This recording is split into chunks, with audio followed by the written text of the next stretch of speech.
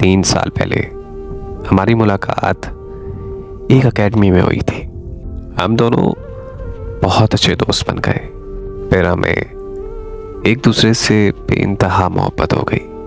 हमने अपनी मोहब्बत को मुकम्मल करने के लिए शादी करने का फैसला कर लिया था। उसने अपने घर वालों को मेरे घर रिश्ते के लिए भेज दिया, मगर उसके घर वालों को मैं पसंद नहीं आई और उन्होंने ये रिश्ता करने से साफ साफ इनकार कर दिया। उस लड़के ने अपने घर वालों को मनाने की बहुत कोशिश की, मगर वो नहीं माने और उसकी मंगनी ज़बरदस्ती कहीं और कर दी। मुझे बहुत दुख हुआ, बहुत ज़्यादा तकलीफ़ हुई, मगर मैं खामोश रही। फिर कुछ महीनों बाद उस लड़के ने वहाँ से मंगनी तोड़ दी और अपने घर वालों को एक बार फिर से मेरे घर रिश्ते के लिए भेज दिया। उन्होंने हम दोनों के रिश्ते के लिए हाँ कर दी। उन्होंने शादी पर जैसे कहा मेरे वालिदैन वैसे करते गए, मगर वो लोग फिर भी खुश नहीं हुए क्योंकि वो लालची लोग थे। उन्होंने वलीमे वाले दिन ही कुछ रस्मों की वजह से लड़ाई टाल ली, लेकिन मैं और मेरे माँ बाप बिल्कुल खामोश रहे।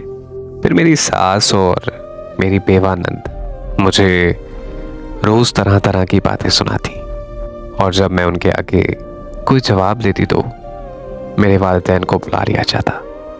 मेरे वालिदैन आते और मुझे ही समझा कर चले जाते। फिर शब बारात पर भी मुझे बहुत कुछ सुनने को मिला कि तुम्हारे माँ बाप ने शब बारात अच्छी नहीं थी। मेरी सास और मेरी नंद मुझे पहले दिन से ही पसंद नहीं करती थी, इसीलिए वो मुझसे जानबूझकर लड़ाई करती ताकि मेरा शौहर मुझे ही गलत समझे।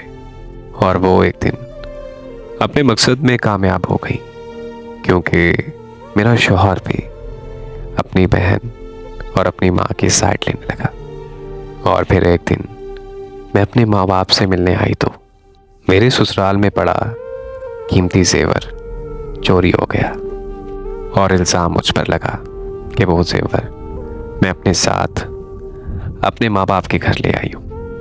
मैंने कुरान भी उठाया, लेकिन फिर भी मेरे शौहर ने मुझ पर यकीन नहीं किया और मेरे शौहर ने मुझे तलाक दी थी।